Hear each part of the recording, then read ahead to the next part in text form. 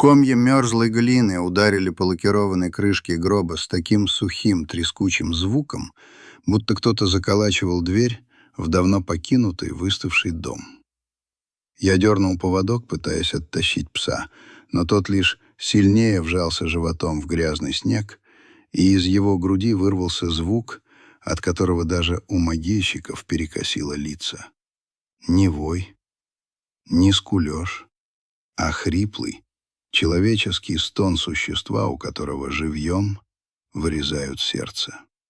В этот момент, глядя на дрожащую собачью спину, я, Андрей Ветров, 40-летний мужик, заведующий реанимацией, видевший смерть 1000 раз во всех ее неприглядных обличиях, вдруг отчетливо понял, что завидую покойнику. Меня так оплакивать будет некому. А теперь отмотаем пленку назад, на месяц, если быть точным. В тот самый январь, когда на город навалилась такая стужа, что, казалось, сам воздух замерз и крошится, попадая в легкие мелким битым стеклом. Меня зовут Андрей Игоревич. Для медсестер и ординаторов — шеф или Игоревич. Для пациентов — доктор, какие шансы?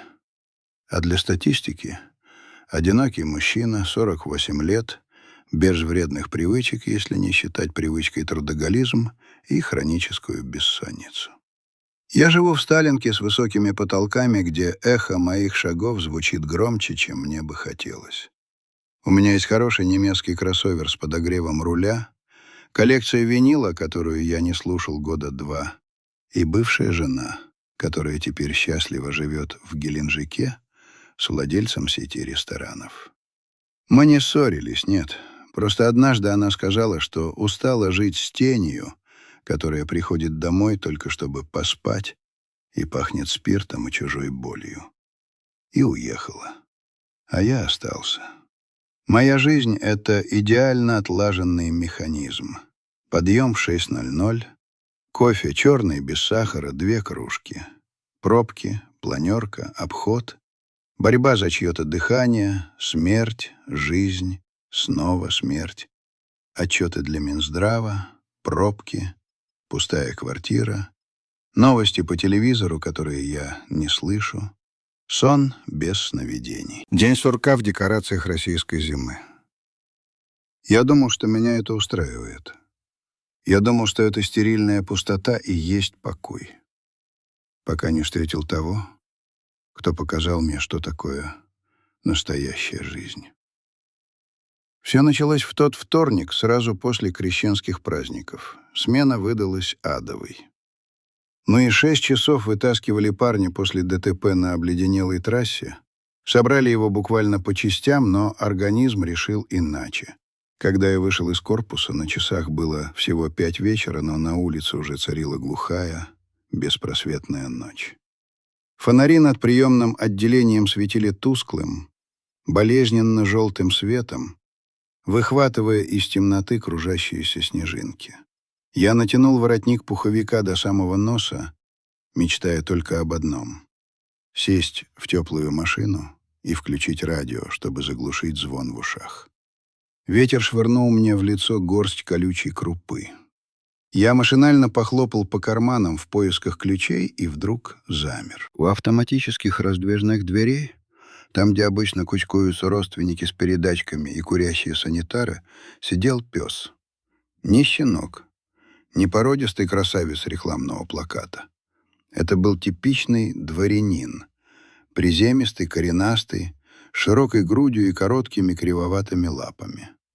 Шерсть у него была густая, цвета пережаренной гречки, местами свалявшаяся в колтуны, на которых намерзли ледяные катышки. Одно ухо стояло торчком, второе было наполовину оборвано. Память о старых уличных драках. Он сидел прямо на бетонной плитке, подстелив под себя пушистый хвост, и не шевелился. Его морда, покрытая инеем, была направлена строго на двери. Они разъезжались, выпуская людей, обдавая улицу волной тепла и запахом лекарств, и каждый раз пес подавался вперед, натягиваясь как струна. Он жадно втягивал носом воздух, всматривался в силуэты, а потом, поняв, что это не он, снова опускал голову и обмякал. В этом движении было столько обреченности и одновременно столько надежды, что я, уже взявшись за ручку двери машины, остановился. «Кыш отсюда!» — раздался хриплый окрик. Из будки охраны вывалился Михалыч, наш бессменный страж шлагбаума. Он был в тулупе, накинутом поверх форменной куртки, и валенках. В руках он держал лопату для снега, который угрожающе махнул в сторону собаки. «Опять приперся, чучело! А ну, пошел!» Пес даже не посмотрел в его сторону. Он просто чуть сдвинулся, пропуская женщину с пакетами, и снова занял свой пост. В его глазах, темных и глубоких, как лесные омуты, читалось абсолютное, железобетонное равнодушие к угрозам. Ему было плевать на лопату, на мороз, на Михалыча. У него была миссия. «Михалыч, оставь его!» — крикнул я, подходя ближе. Снег скрипел под ботинками так громко, что, казалось, лопается стекло. Охранник обернулся, узнал меня и сразу сменил гнев на милость, опершись на черенок лопаты. «А, Андрей Игоревич, доброго здоровичка! Да вот повадился, гад. 3-ю неделю тут торчит. Я его гоню, а он как бумеранг обратно. Начальство ругается, говорят, антисанитария, вид портит. А что я сделаю? Не травить же его». Я посмотрел на собаку. Пес мелко дрожал. Это была не та дрожь, когда собака виляет хвостом от нетерпения. Это была крупная, внутренняя дрожь живого существа, которое медленно замерзает, но запрещает себе уходить. «Кого ждет-то?» — спросил я, хотя ответ уже висел в морозном воздухе. «Да говорят, хозяина», — Михалыч сплюнул в сугроб. «Дед какой-то поступил по скорой перед праздниками. Сердце. Вроде как в кардиологию положили, а потом... Ну, вы сами знаете. Увезли деда. А этот вот...» Он махнул рукавицей в сторону пса. «Прибежал за машиной следом, говорят. И сидит. Увезли деда». Михалыч сказал это буднично, как «вынесли мусор». Я почувствовал неприятный холодок под ложечкой. У нас каждый день кого-то увозят. А кормит его кто? «Тетка Валя из гардероба котлеты таскает, пока я не вижу», — хмыкнул охранник. «Только он не жрет почти. Так понюхает и отворачивается, гордый зараза». Я подошел к псу почти вплотную. Он поднял на меня глаза. В них не было страха, свойственного бездомным псам. В них был вопрос. Немой, требовательный вопрос. «Где он? Ты вышел оттуда. Ты знаешь, где он?» «Нет его там, брат», — тихо сказал я, чувствуя себя идиотом, разговаривающим с собакой на ветру. «Понимаешь? Нету.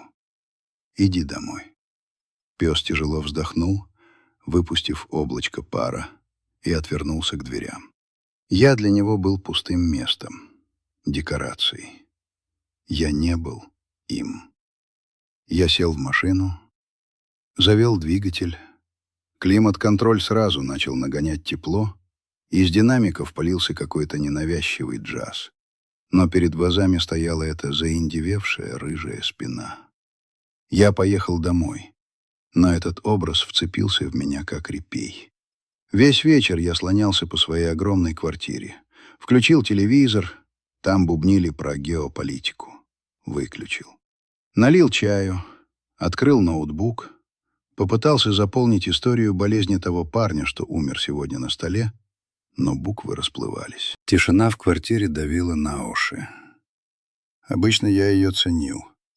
Сегодня она казалась зловещей. Она звенела.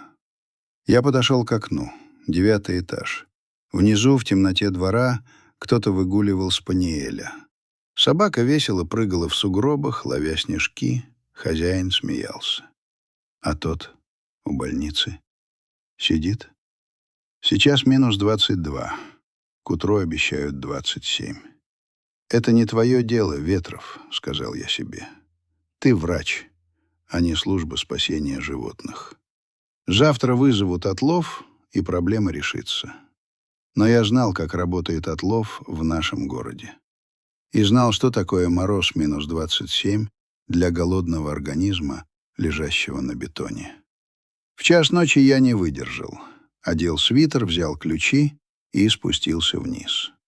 По дороге заехал в круглосуточный супермаркет. Долго стоял у полки с кормами, не понимая, что брать. Взял палку дорогой колбасы и пакет какого-то премиального корма с лабрадором на упаковке. «Ты сходишь с ума, Андрей», — констатировал внутренний голос. «Заткнись», — ответил я ему. Подъезжая к больнице, я боялся только одного, что его там уже нет, что он ушел или замерз. Парковка была пуста, только окна дежурки горели тусклым светом. Он был там, на том же самом месте. Свернулся в тугой клубок, нос спрятал под хвост, чтобы сохранить хоть каплю тепла. Его уже припорошило снегом, и он стал похож на маленький сугроб. Я вышел из машины. Дверь хлопнула, в морозном воздухе звук прозвучал, как выстрел.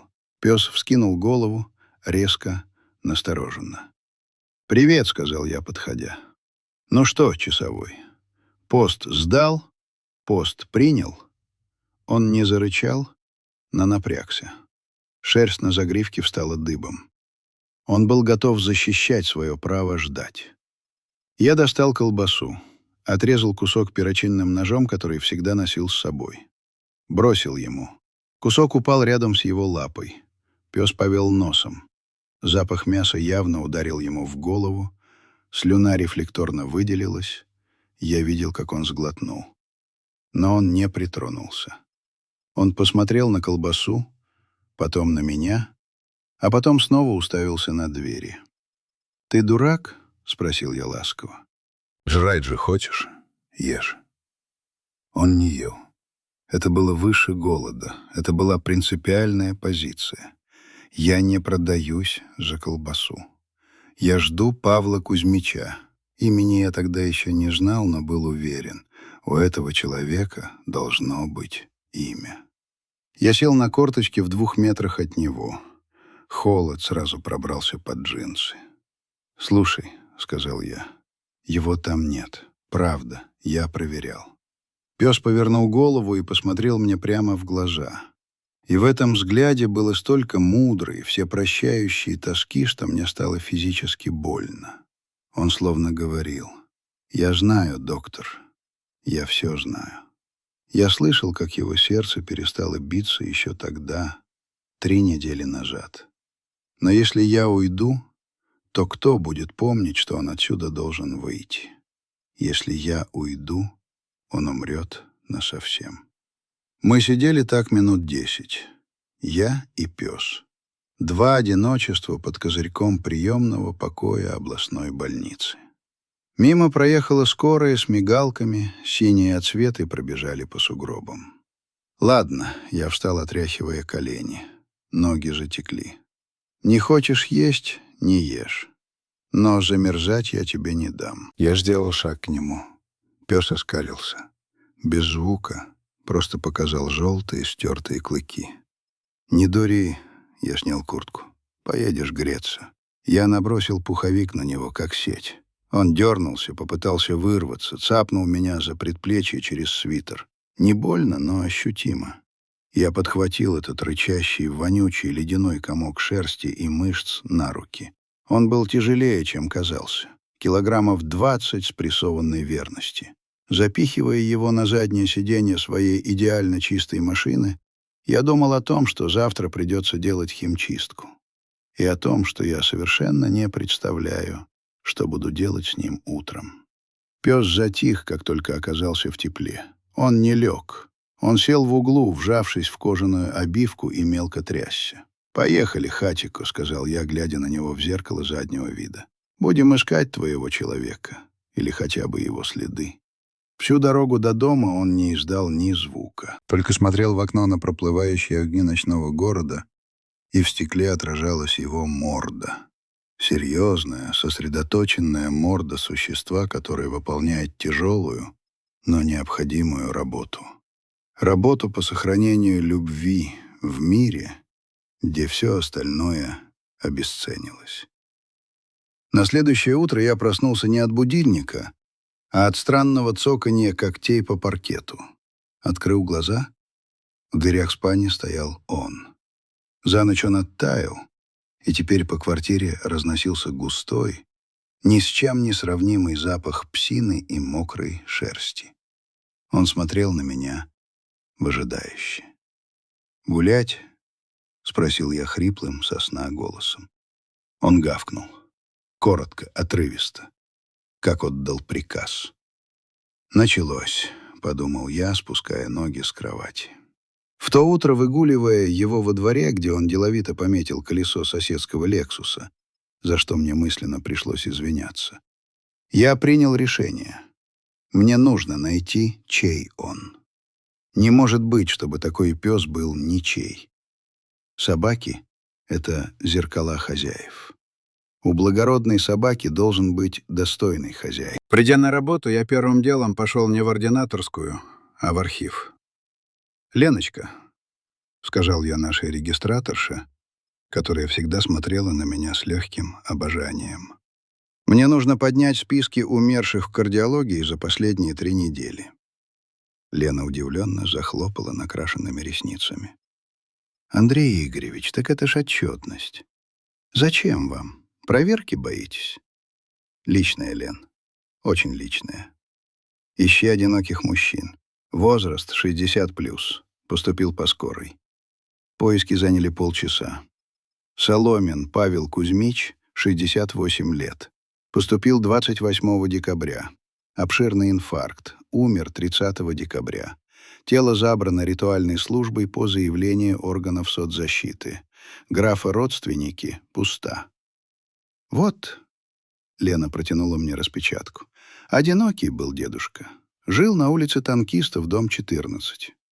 Это старые хрущевки на окраине. Вещи его так и лежат в камере хранения, никто не забирал. Там пакет какой-то, ботинки старые. Ключи есть?» — спросил я быстро. «В описи значится. Связка ключей, очки, кошелек с мелочью». Я кивнул. Сердце почему-то забилось быстрее, как перед сложной операцией. «Дай мне ключи, Лен». «Андрей Игоревич, нельзя же». Она испуганно прижала папку к груди. «Это подсудное дело». «Лен».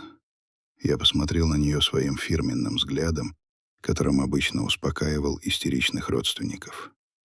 «Там в квартире, возможно, остались документы.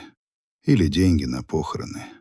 Я просто проверю. Я верну. Обещаю. Никто не узнает». Через 10 минут я держал в руках тяжелую связку ключей с брелоком в виде маленького металлического самолетика. Они были теплыми. Вечером я посадил пса, которого я про себя уже называл Байкалом. Почему-то это имя ему шло: глубокий, холодный и суровый. В машину и положил ключи на торпеду. «Ну что, Байкал», — сказал я, — «поедем домой? К Павлу Кузьмичу?» При звуке этого имени уши пса дрогнули.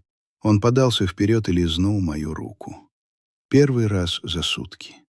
Шершавый горячий язык обжег кожу. Мы ехали на улицу Танкистов. Я еще не знал, что еду не просто в старую хрущевку, а в прошлое, которое изменит мое будущее. И уж точно не знал, что именно там, среди пыльных книг и старых фотографий, найду ответ на вопрос, который мучил меня последние 5 лет. Зачем я вообще живу? Ленд-крузер плыл по вечерним улицам, мягко покачиваясь на нечищенных наледи. Я специально выключил музыку.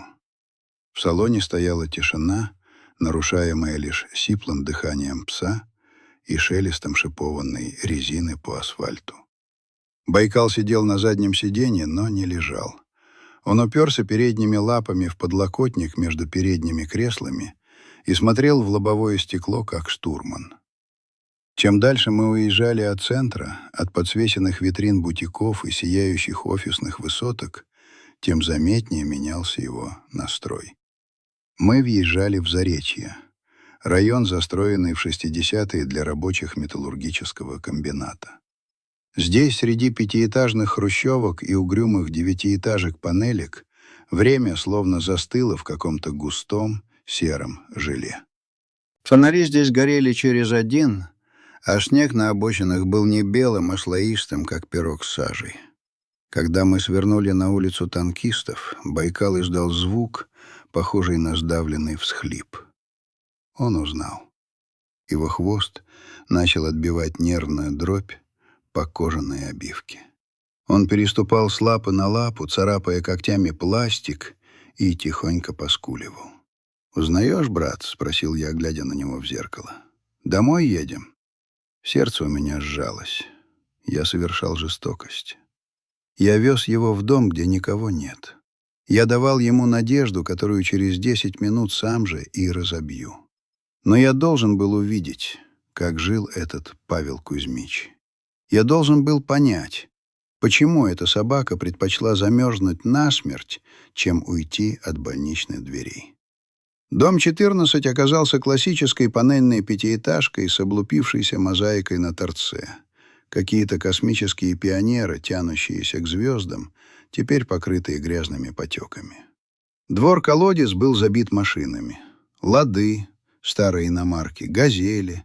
Все стояло впритирку, на газонах, на тротуарах. Я с трудом втиснул свой джип между сугробом и мусорными баками, от которых даже на морозе тянуло кислым запахом гнилой капусты. Как только я заглушил мотор, Байкал начал метаться по салону. Он тыкался мокрым носом в стекло, скулил, требовал. «Тихо, тихо!» Я открыл заднюю дверь и едва успел перехватить поводок. Он вылетел пулей, но не побежал. Он замер, вдохнул воздух родного двора, смесь выхлопных газов, жареной картошки и дыма от котельной, и уверенно потянул меня к третьему подъезду. Он знал здесь каждую трещину в асфальте. Он деловито обогнул вмерзшую в лед скамейку, на которой летом, наверное, заседали местные алкоголики, и уперся носом в железную дверь с домофоном. Домофон был старый, с кнопками и стертыми до металла. Я достал из кармана связку ключей Павла Кузьмича. Руки дрожали не от холода, а от иррационального чувства, что я вор, взломщик, что сейчас откроется дверь и выйдет хозяин. Я приложил таблетку. Домофон пискнул грустно и фальшиво. Дверь, скрипнув ржавой пружиной, поддалась. В подъезде пахло кошками, сыростью и старыми щами. Типичный запах русского подъезда, который не выветривается веками. Мы поднялись на второй этаж. Байкал тянул меня так, что я едва поспевал. Он уже не скулил, он хрипел от нетерпения. Дверь квартиры номер 24. Обитая дерматином, когда-то коричневым, а теперь почти черным от времени. С декоративными гвоздиками, между которыми была натянута леска, образующая ромбики. В одном из ромбиков торчал кусок поролона. Байкал встал на задние лапы и поскреб дверь. «Гав!» — сказал он требовательно. «Гав!» Я вставил длинный ключ в верхний замок. Повернул. 2 оборота. Щелчок. «Прости меня, Павел Кузьмич», — прошептал я. Я не со зла. Дверь открылась. Первое, что ударило меня при входе, — это тишина. Не та стерильная тишина моей квартиры, а густая, пыльная тишина остановившегося времени. И запах. Запах старости. Смесь волокордина, старой бумаги, нафталина и чего-то неуловимо сладковатого. Так пахнет засушенная герань на подоконнике. Но вошли в прихожую. Темнота. Я нащупал выключатель, старый, карболитовый. Под потолком в плафоне, где из 3 лампочек горела одна, вспыхнул тусклый свет. Байкал рванул внутрь. Он пробежал по узкому коридору, цокая когтями по вытертому линолеуму. Залетел в комнату, потом на кухню, потом снова в комнату. «Гав!» Это был уже не приказ, это был вопрос. Растерянный, панический вопрос. Он искал. Он нюхал диван, накрытый пледом, нюхал тапки, стоящие у кресла, старые, стоптанные, в клетку. Он засунул нос под кровать. Никого. Я стоял в прихожей, не снимая обуви, и чувствовал себя палачом. Я видел, как Надежда, которая грела пса 3 недели на морозе, сейчас в тепле родного дома умирает мучительной смертью. Байкал вернулся в центр комнаты, сел, поднял голову и завыл. Тихо, протяжно, безнадежно. Это был вой по разрушенному миру. Я прошел в комнату, стараясь не шуметь. Обстановка была бедной, но патологически аккуратной. Советская стенка Хельга, за стеклом хрусталь, который, наверное, доставали только по праздникам, и книги, много книг. Подшивки науки и жизни, собрание сочинений Чехова, Толстого, Пикуля. На полу ковер, бордовый с восточным узором, вычищенный до блеска. На столе у окна лежал раскрытый кроссворд и очки с перемотанной синей изолентой дужкой. Рядом стояла кружка с недопитым чаем. Чай давно испарился, оставив на дне темный налет плесени. Я подошел к календарю на стене. Это был отрывной календарь «Садовод-огородник». Листок застыл на дате — 28 декабря. Луна в Козероге — благоприятный день для посадки корнеплодов. В этот день его увезли, и время здесь остановилось. Байкал. Я присел рядом с псом, который лежал возле дивана, уткнувшись носом в те самые клетчатые тапки. Он не реагировал. Он дышал тяжело, с хрипом, вбирая в себя запах хозяина, пытаясь надышаться им впрок. Я прошел на кухню, маленькая, 5 метров. Газовая плита «Брест» с жирными пятнами, которые он не успел отмыть. На подоконнике радиоприемник «Океан», настроенный на радио ретро. Холодильник «Свияга» гудел, как трактор, вздрагивая всем корпусом. Я открыл холодильник. Пустота. Половинка засохшего лимона, банка шпрот и кастрюля. Я приподнял крышку кастрюли. Гречка, сваренная на воде, без масла. И рядом на полке аккуратно завернутый в пергамент кусок говяжьей вырезки. Хорошей, дорогой вырезки, которую пенсионер вряд ли купил бы себе. Для собаки, понял я. Себе пустая гречка, ему мясо. Ком подступил к горлу. Я закрыл холодильник. На кухонном столе, накрытом клеенкой в цветочек, лежал порядок одинокого человека. Солонка, перечница, стопка квитанций за ЖКХ, придавленная тяжелой пепельницей. И телефонный аппарат, старый, дисковый, желтого цвета. Рядом с телефоном лежала записная книжка. Дерматиновая обложка, алфавитный указатель. Я открыл ее. Почерк был крупный, угловатый, инженерный. Большинство страниц были пусты. На букву «А» — аптека, круглосуточно. На букву «В» — ветеринар. Сергей Петрович дорого, но хороший. На букву «Д» — домоуправление. Я листал дальше, имен было мало. Коля — завод, зачеркнуто. Миша — гараж. Зачеркнуто крест-накрест и приписано «Умер 2019». Одиночество сквозило с каждой страницы. Люди умирали, вычеркивались, исчезали, и оставались только телефоны служб. На букву «Г» я нашел то, что искал. Галина, сестра. Номер городского телефона и мобильный. И приписка карандашом еле заметная. «Не звонить, не простит». Я уставился на эту надпись. Что же такого должно было случиться, чтобы родные брат и сестра жили в одном городе и не общались годами? Я достал свой iPhone, сфотографировал страницу. Вернувшись в комнату, я увидел, что Байкал уснул. Или сделал вид, что уснул. Он лежал на диване, куда ему, наверное, при хозяине залезать было нельзя, но сегодня было можно все. Положив голову на хозяйский свитер, я огляделся. Мне нужно было найти что-то еще. Документы, паспорт, что-то, что дало бы мне право действовать. Я выдвинул ящик серванта. Там лежали папки с документами. Все аккуратно подписано. Квартира, пенсия, медицина. В папке «Разное» я нашел толстую общую тетрадь в клетку. На обложке было написано «Дневник наблюдений». Я усмехнулся. Инженер. Наверное, записывал давление или погоду. Я открыл тетрадь наугад. 15 октября, среда. Давление 140/90. Таблетки пил.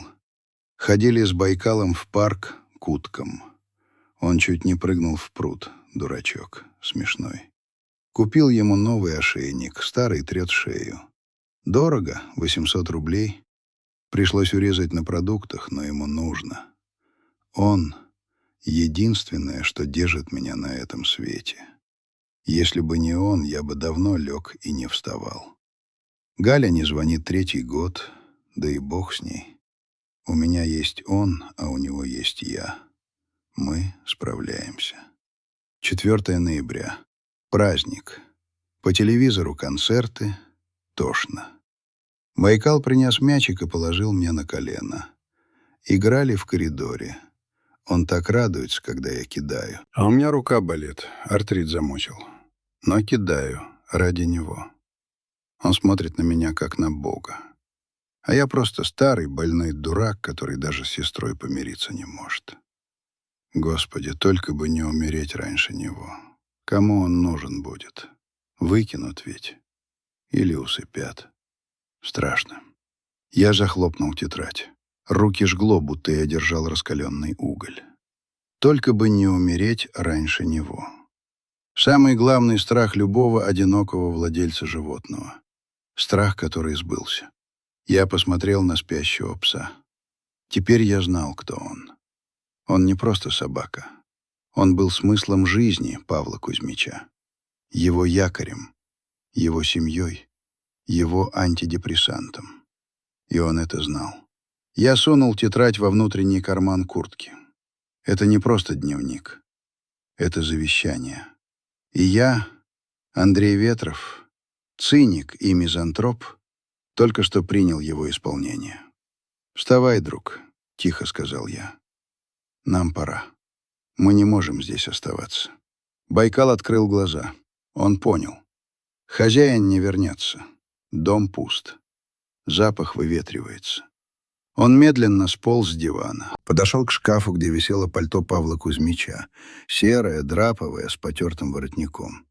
Уткнулся носом в полу пальто, втянул воздух в последний раз и пошел к двери, опустив голову. Он прощался. Навсегда. Мы вышли в подъезд. Я закрыл дверь на 2 оборота.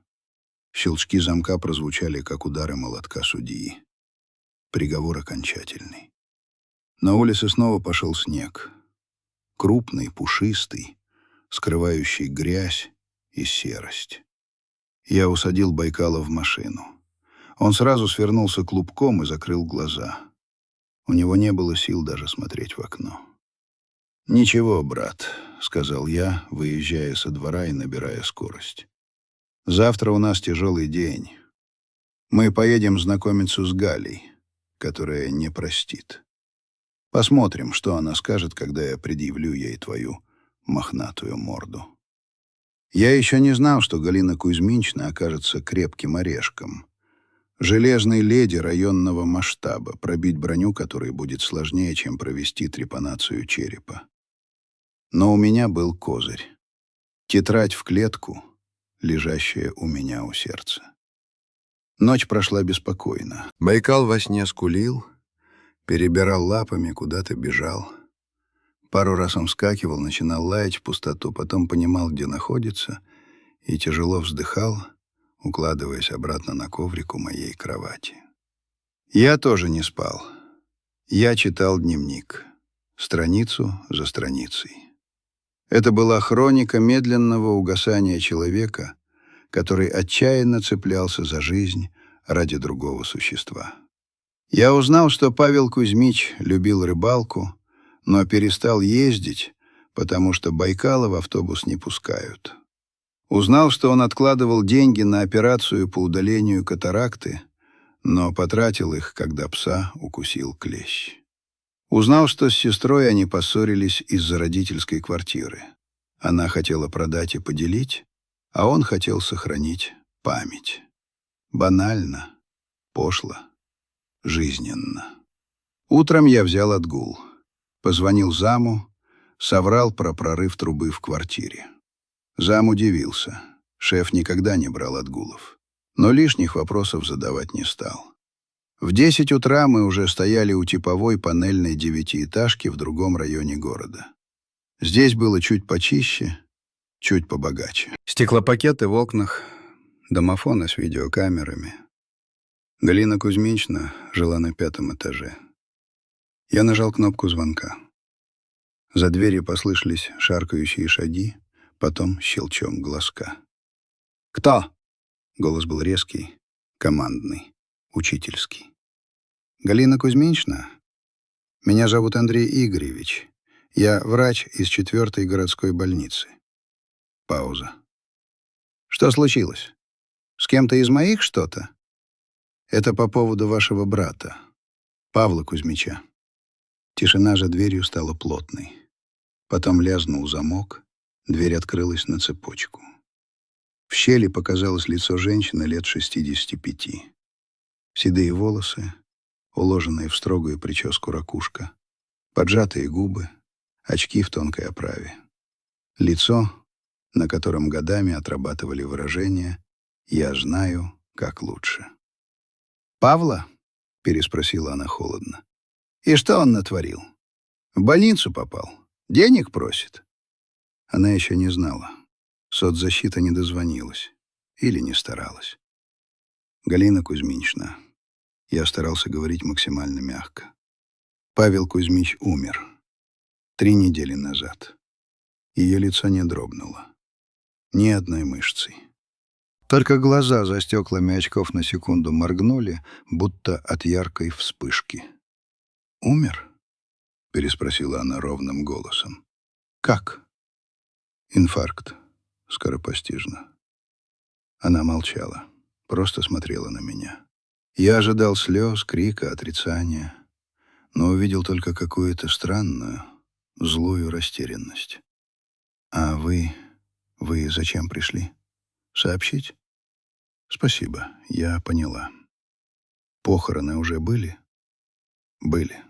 Государство похоронило. Как невостребованного».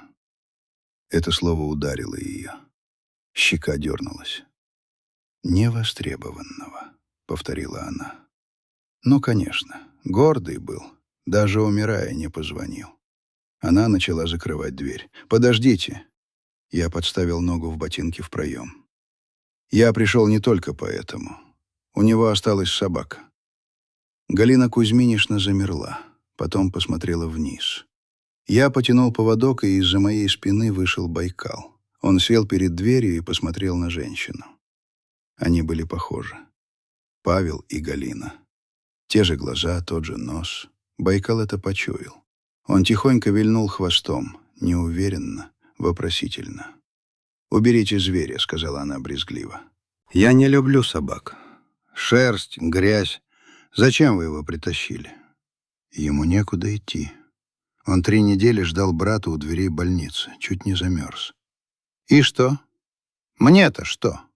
Голос ее сорвался на визг. «У меня аллергия, у меня давление, у меня ремонт. Куда мне его? В приют сдайте!» «Галина Кузьминична, это собака вашего брата. Это единственное, что от него осталось». «От него осталась квартира», — выплюнула она и тут же осеклась, поняв, как это прозвучало. «Уходите, я займусь документами. А собаку заберите или усыпите, мне все равно». Она захлопнула дверь. С силой. Прямо перед носом Байкала. Пес отшатнулся. Посмотрел на закрытую дверь, потом на меня. В его взгляде читалось: «Ну вот, я же говорил, никому мы не нужны». Я стоял на лестничной площадке, слушая, как за дверью Галина Кузьминична гремит замками, закрываясь на все засовы. Я чувствовал ярость. Хотелось выбить эту дверь, наорать на эту черствую, застегнутую на все пуговицы тетку. Но я врач. Я знаю, что агрессия — это часто защитная реакция. Это шок. Ей больно, но она не умеет это чувствовать. «Пошли, Байкал», — сказал я устало. Первый раунд за ней. Но война еще не проиграна. Мы спустились вниз. Я посадил пса в машину, а сам достал дневник. Вырвал листок из блокнота и написал. «Галина Кузьминшна, прочитайте это. Просто прочитайте». Это писал он. А вас там тоже есть. Если после этого вы скажете «усыпите», я исчезну. Я вложил записку в тетрадь, поднялся обратно на 5-й этаж и положил тетрадь на коврик у ее двери. Нажал звонок и быстро ушел, слыша, как за дверью снова зашаркали шаги. Я знал, что она откроет. Любопытство сильнее ненависти, а вина сильнее их обоих. Следующие 2 дня прошли в гулком, тягостном ожидании. Телефон молчал. Я брал его в руки каждые полчаса, проверял, есть ли сеть, нет ли пропущенных. Ничего. Только рекламные рассылки от банка и спам-звонки с предложением выгодных инвестиций. В больнице я работал на автомате. Руки делали привычные движения. Интубация, катетер, дефибриллятор. А мысли были там, в панельной 9-этажке, где, возможно, сейчас в мусорное ведро летит тетрадь в клетку, а вместе с ней и последняя воля человека. Байкал обживался. Он оказался деликатным квартирантом. Не лаял, не грыз мебель. Он выбрал себе место в прихожей, на коврике, откуда просматривалась входная дверь. Он все еще ждал. Каждый раз, когда поворачивался ключ в замке, он вскакивал, уши торчком, хвост напряжен. Я входил, и он сдувался, как проколотый шарик. Ложился обратно, положив морду на лапы, и тяжело вздыхал. Мы с ним стали странной парой. 2 молчуна в большой квартире. Вечерами я сидел на кухне с ноутбуком, а он лежал у меня в ногах, согревая мои вечно мерзнущие ступни своим теплым боком. Иногда я ловил себя на том, что рассказываю ему про работу. «Представляешь, Байкал, сегодня парня привезли, 20 лет, передоз. Еле откачали, а мать в коридоре кричит: «Не спасайте его, он меня в гроб загонит!» А потом на колени падает и руки мне целуют. Любят и ненавидят одновременно. Люди — странные существа, брат. Не то что вы. Байкал слушал внимательно, иногда приоткрывая один глаз. Он не осуждал. Он понимал. Звонок раздался в пятницу вечером. Я как раз насыпал корм в миску. Номер был незнакомый, городской. «Алло?» — спросил я, чувствуя, как внутри все сжалось. «Андрей Игоревич?» Голос Галины Кузьминичны звучал иначе. Не было того металла, того учительского тона. Он был тусклым, севшим, словно она долго кричала или молчала. «Да, это я. Вы можете приехать? Сейчас. Что-то случилось? Вам плохо?» Профессиональный рефлекс сработал мгновенно. «Нет, то есть... Да, я прочитала. Приезжайте, пожалуйста, и возьмите его, собаку». Я ехал, нарушая скоростной режим. Байкал, почувствовав мое волнение, сидел смирно, только иногда тихонько поскуливал. Дверь она открыла сразу, не спрашивая, кто. Галина Кузьминична изменилась. За эти 2 дня она постарела лет на 10. Идеальная прическа растрепалась, халат был застегнут не на ту пуговицу, глаза были красные, опухшие, без очков. Она стояла в дверях, держа в руках ту самую тетрадь. Тетрадь была помята, кое-где страницы шли волнами от слез. «Проходите», — сказала она тихо, отступая вглубь коридора. Байкал вошел первым. Осторожно, на полусогнутых. Он помнил, как его выгнали отсюда. Он был готов к удару. Галина Кузьминична посмотрела на него. Потом медленно, кряхтя, опустилась на колени прямо на грязный коврик в прихожей. «Прости меня», — прошептала она. «Не мне, ему». Она протянула руку. Рука дрожала. Старческая, в пигментных пятнах, с узловатыми пальцами. Байкал замер. Он обнюхал ее пальцы. Потом запястье. Потом сделал шаг вперед и лизнул ее в мокрую от слез щеку. Галина Кузьминична вздрогнула и заплакала. Громко, навзрыд, по бабье. Она обхватила его за шею, зарылась лицом в его жесткую шерсть и затряслась всем телом. «Пашка, дурак, Пашка!» «Почему ты не позвонил? Почему я не позвонила?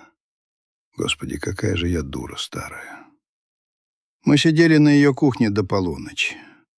Пили чай с какими-то засохшими пряниками, которые она достала из недр буфета. Байкал лежал у нее под стулом, положив голову ей на тапок. Он признал. Она пахла им, родной кровью.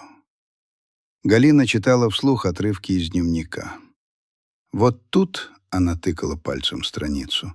20 ноября. Галка снилась. Будто мы маленькие на даче, и она у меня велосипед отобрала. А я плачу. Проснулся, подушка мокрая. Позвонить бы. Но гордость, будь она неладна. Она ведь старшая, она должна быть мудрее. А она упрямая, как баран, вся в отца. Она горько усмехнулась. Упрямая, да, всегда была. Я ведь думала, он жирует там в своей квартире. Думала, назло мне не продает, чтобы я без ремонта сидела. А он гречку пустую ел, чтобы собаке мясо купить. Она подняла на меня глаза, полные боли. «Андрей Игоревич, как мне теперь с этим жить? Я ведь его убила своим равнодушием». «Никого вы не убили», — жестко сказал я. «Сердце штука непредсказуемая. Но сейчас у вас есть шанс. У вас есть Байкал. Он часть Павла. Пока жив он, жив и Павел». Она посмотрела под стол. «Я не могу его взять», — сказала она тихо. Я замер. «Почему? Вы же видели, они поладили. У меня астма. Настоящая. Я начинаю задыхаться через час, если рядом животное. Я сейчас на таблетках сижу, пока вы тут». Она достала ингалятор из кармана и потрясла им. «Но я не могу его и бросить. Теперь не могу». Она помолчала, крутя в руках чашку. «Андрей Игоревич, вы оставите его себе?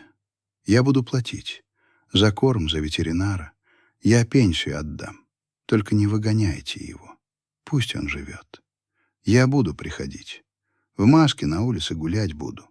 Но пусть он живет». Я посмотрел на Байкала. Он спал, дергая лапой. Ему снилось, наверное, что они с Павлом и Галиной снова вместе, и никто не ссорится. «Мне не нужны ваши деньги, Галина Кузьминична», — сказал я. «Он останется у меня. Но с одним условием». «Каким?» «Мы поедем в его квартиру. Вместе. Разберем вещи, и вы заберете то, что вам дорого. Не для продажи, для памяти». В воскресенье мы поехали на улицу танкистов. Галина Кузьминична оделась торжественно, как в театр, в черное пальто и меховую шапку. В руках у нее была большая хозяйственная сумка. Байкал, как только мы вошли в квартиру, сразу побежал на кухню проверять миску. Она была пуста, но он все равно лизнул ее для порядка. Галина стояла посреди комнаты и оглядывалась. «Господи, какой бардак!» — прошептала она, но в голосе не было осуждения, только жалость. И шторы эти, мамины еще. Он их так и не сменил. Мы начали разбирать вещи. Это было похоже на археологические раскопки. Каждый предмет был слоем истории. В шкафу нашли старый фотоальбом, черно-белые фотографии с фигурными краями. «Смотрите», — она показала мне снимок. «Это мы в Евпатории, 65-й год. Пашка, вон тот лопоухий с ведерком.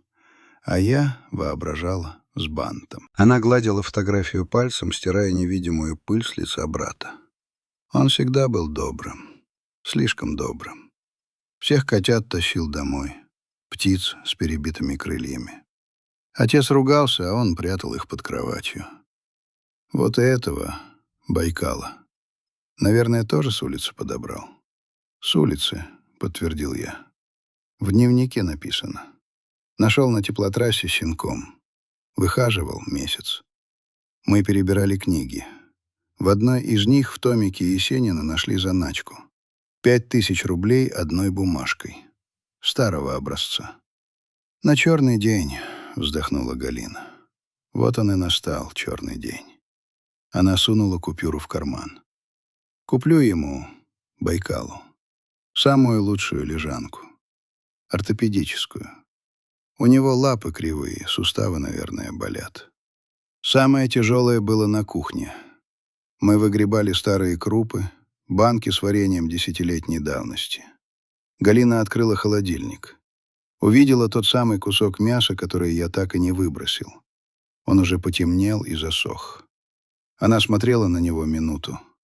Потом молча закрыла дверцу, прижалась лбом к холодному металлу и замерла. Плечи ее мелко тряслись.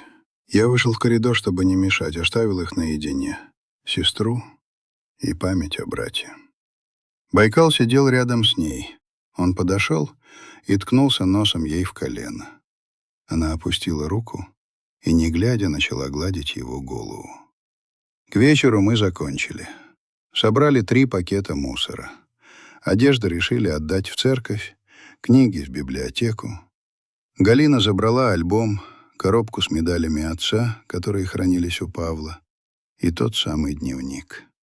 «Я буду его перечитывать», — сказала она твердо, «когда захочу пожаловаться на жизнь или на людей, чтобы помнить». Перед уходом мы сели на дорожку. Традиция. Сидели на старом диване. Я, Галина и Байкал между нами. Квартира стала еще пустее, но теперь эта пустота была чистой, светлой. Мы выпустили призраков.